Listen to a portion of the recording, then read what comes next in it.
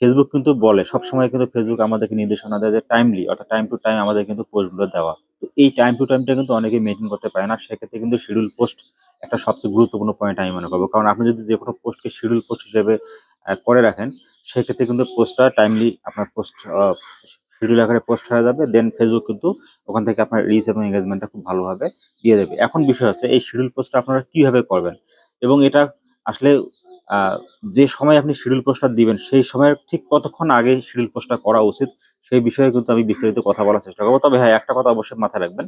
আপনার শিডিউল পোস্টটা কিন্তু যে টাইমে আপনি ফিক্সড পাবেন ওখানে, ওই টাইম থেকে অবশ্যই ০.৫ ঘন্টা আগে কিন্তু শিডিউল পোস্টটা করতে হয়।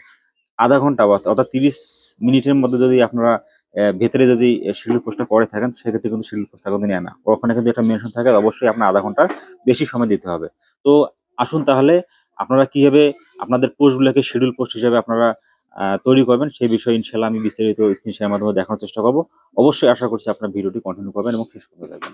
ফেসবুকে যে অফিসিয়াল অ্যাপসটি আছে, এই অ্যাপসটি ওপেন করে নেব। ওপেন করে নেওয়ার পরে দেন আমাদের সামনে ইন্টারফেসটি শো করবে। আমরা আমাদের মেইন যে আইডিটা রয়েছে, মেইন আইডিতে আমরা লগইন করে নেব। লগইন করে নেওয়ার পরে তো আমি যেটা বলতেছিলাম শিডিউল পোস্টের বিষয়টা। শিডিউল পোস্ট আপনারা কিভাবে সেট করবেন? তো জাস্ট আমি সবগুলোতে একই। আপনি ভিডিও যেভাবে দিবেন, রিলস ভিডিও যেভাবে দিবেন বা কোনো মাল্টিপল ছবি বা শুধু ফটোস কিভাবে আপনি মানে দিবেন, সবগুলোরও যেহেতু শিডিউল সিস্টেমটা একই রকম। তো আমি ধরেন আপনাদেরকে একটা আ ছবি আপলোড দিয়ে দেখাই দেওয়ার চেষ্টা করতেছি। তো এইখানে আমি ১ম এ ছবি আপলোড দেওয়ার জন্য কি করব? এই জায়গাটাতে ক্লিক করব। এই জায়গাটাতে ক্লিক করার পর দেন আমাদের সামনে যে ইন্টারফেসটা চলে আসবে। এখানে আমরা ফটোস অ্যান্ড ভিডিওতে ক্লিক করব। তো ফটোসে ক্লিক করে ধরেন আমি একটা ফটো নিলাম। তো এইখানে যদি আমি এই ফটোটি যদি সিলেক্ট করে নেই, ধরেন আমি এই ফটোটি এখানে সিলেক্ট করে নিয়েছি। সিলেক্ট করে নেওয়ার পরে ফটোটা আমার এখানেই আছে। দেন আমি এখানে কিছু একটা লিখবো। ঠিক আছে?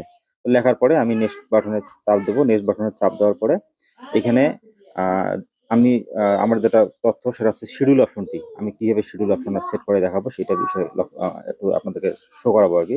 তো ১ম এ আমরা কি করবো? এই শিডিউল অপশনের মধ্যে ক্লিক করব। শিডিউল অপশনের মধ্যে ক্লিক করার পরে দেন আমাদের সামনে যে ইন্টারফেসটি শো হবে। তো আমরা ১ম এ কি করব? শিডিউল ফর লেটার, এই শিডিউল ফর লেটারের মধ্যে ক্লিক করব।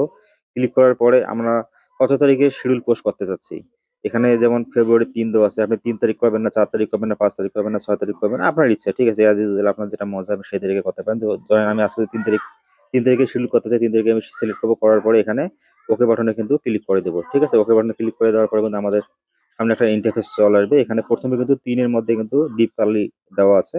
তো ৩ এর মধ্যে দেওয়া অর্থ হচ্ছে এটা ঘন্টার সময়। তার মানে আপনি কতটার সময় শিডিউল করতে চাচ্ছেন। আপনি ৫ টা যদি করতে চান তাহলে আপনি ৫ টায় ক্লিক করবেন। ঠিক আছে? আর আপনি যদি ৬ টায় করতে চান তাহলে সেক্ষেত্রে আপনি ৬ টায় ক্লিক করবেন। তাহলে আপনি এই ঘন্টার সময়টা যে সময় সিলেক্ট করতে চাচ্ছেন সেই সময় এখানে সিলেক্ট করে দিবেন। তো ঘন্টার সময় শেষ হয়ে গেলে কিন্তু এরপরে আপনার আসবে মিনিটের সময়। তো এখন এখানে মিনিটের বিষয়টা আপনি আ যেমন আমি ঘন্টায় ৬ টা সিলেক্ট করছি তাহলে মিনিটে আপনি কয়টা করতে পারেন। আপনি যদি ০০ করতে চান ০০ ক্লিক করবেন। অথবা যদি ১৫ করতে চান ১৫ ক্লিক করবেন অথবা যদি ৩০ করতে চান ৩০ এ ক্লিক করবেন। ঠিক আছে? তো আপনি এইভাবে মিনিটটা সিলেক্ট করতে পারেন। এরপরে যেহেতু এএম, পিএম এর বিষয়টা রয়েছে তাহলে এএম বলতে আমরা যেটা বুঝি রাত ১২টা থেকে শুরু করে হয়তো পরের দিন দুপুর ১২টা ১১:৫৯ পর্যন্ত। আবার পিএম যখন সিলেক্ট করবেন তার মানে কি দুপুর ১২টা থেকে শুরু করে রাত ১১:৫৯ পর্যন্ত। তো এই সময়টার মধ্যে এএম, পিএম যদি আপনি বুঝে থাকেন তাহলে এএম এর বিষয়ে আসলে এএম সিলেক্ট করবেন, পিএম এর বিষয়ে আসলে পিএম সিলেক্ট করবেন। ঠিক আছে? সিলেক্ট করার পরে আপনার সবকিছু ওকে হয়ে গেলে আপনি ওকে বাটনে ক্লিক করবেন। ওকে বাটনে ক্লিক করলে কিন্তু সেটা এখন এখানে দেখেন আপনার কিন্তু যে টাইমটা আপনি সিলেক্ট করলেন সেই টাইমটা কিন্তু এখানে শিডিউল হিসেবে কিন্তু সিলেক্ট হয়ে গেছে।